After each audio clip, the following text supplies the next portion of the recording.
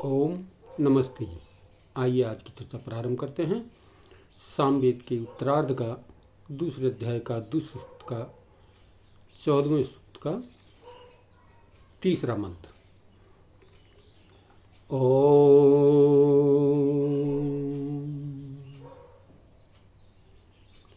राय समुद्राश्चतुरोष्मभ्यं सोमविश्वतः आपवश्य सहस्त्रिण।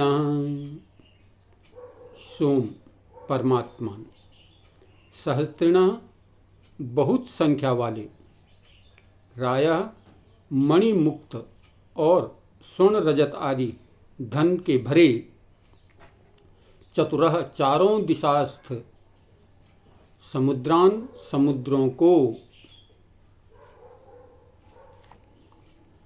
अस्मभ्यम हमारे लिए, विश्वतः सब ओर से, आप अवश्य प्राप्त कराइए। तो मंत्र में चर्चा है हे परमात्मन, हीरे मोती आदि से पूर्ण जो चार दिशाओं में स्थित समुद्र हैं। समुद्र में क्या है? नाना प्रकार के द्रव्य उपस्थित हैं। तो कहा समुद्र में जितने भी जो है हीरा मोती सोना चांदी आदि जितने भी द्रव्य हैं, वह हम उपासकों के लिए उन्हें प्राप्त कराइए। हम उपासक लोग चाहते हैं हमें वो जो है प्राप्त कराइए। किसी वस्तु की अप्राप्ति से हम कभी दुखी न हों।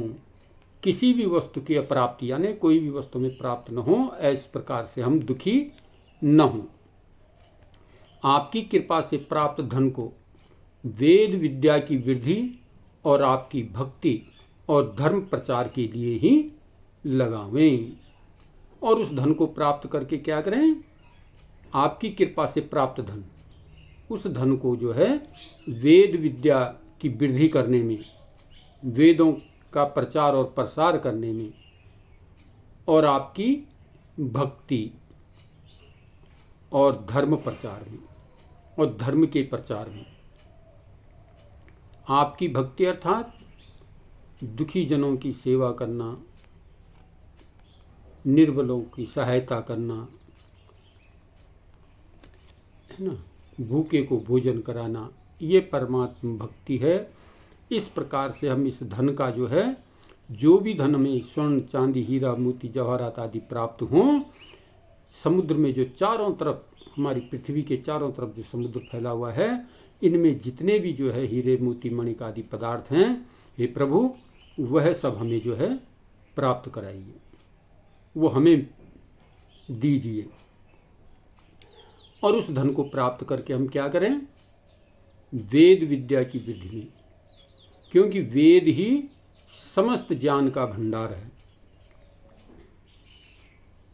संपूर्ण ज्ञान विज्ञान जो है इसमें भरा पड़ा है। इसलिए महर्षि दयानंद जी कहते हैं आर्य समाज की प्रथम नियम में कि सब सत्य विद्या और जो पदार्थ विद्या से जाने जाते हैं, उन सब का आदि मूल परमेश्वर है।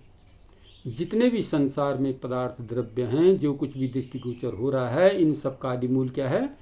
परमेश्वर है। और इन सब की व्यवस्था परमपिता परमात्मा ने हमें वेद के माध्यम से हमें दी है। यानी वेद सब सत्य विद्याओं का पुस्तक है। वेद का पढ़ना पढ़ाना और सुनना सुनाना सब आर्यों का परम धर्म है। वेद समस्त ज्ञान और विज्ञान के भंडार हैं।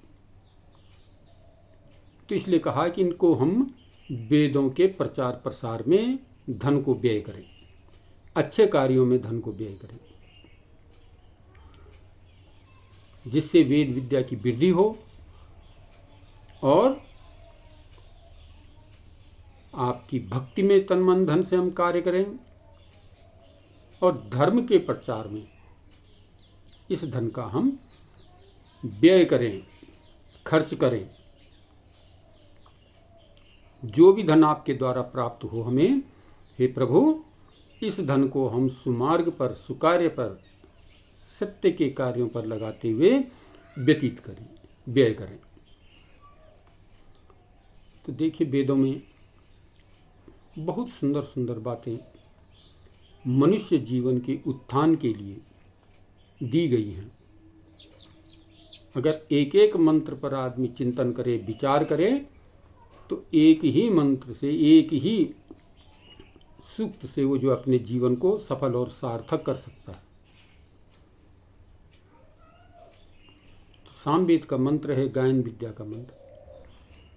और बहुत सुंदर बात इसमें बताई गई है कि प्रभु संसार में, समुद्रों में जितने भी हीरे मोती जवाहरात आदि द्रव्य हैं, वह हमें प्राप्त कराइए और उनको प्राप्त करके हम वेद विद्या के मार्ग को आगे बढ़ाते हुए चलें, धर्म के प्रचार में अपने जीवन को लगाएं, धर्म के कार्यों को आगे बढ़ाएं और निरंतर आपकी भक्ति करते हुए ही हम इस धन का सदुपयोग करते हुए अपने जीवन को सफल और सार्थक बनाने का प्रयत्न करें।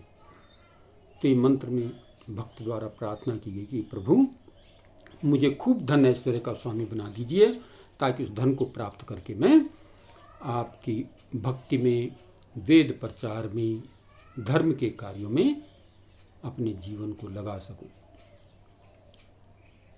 किसी प्रकार से भी अधर्म के कार्य न करूं, गलत मार्ग पर न चलूं, बल्कि जो भी धन मुझे प्राप्त हो उस धन का सदुपयोग करते हुए मैं धर्म के प्रचार में अपने जीवन को सफल और सार्थक करूं। तो ये मंत्र में चर्चा है। इस मंत्र से हम प्रेरणा लेकर के अपने पास जो कुछ भी हमें प्राप्त धन होता है, उस धन में अपने गृहस्थ को चलाते हुए जो हमें धन बचता है, उसको धर्म के कार्यों में, धर्म के प्रचार में, वेद के प्रचार में अपने जीवन, इस धन को व्यय करें तो जीवन सफल और सार्थक हो जाएगा। आइए आज की चर्चा को यहीं पर विरमित करते हैं और हम अपने जीवन को सफल और श्रेष्ठ बनाने का प्रयत्न करें इस मंत्र के माध्यम से। ओम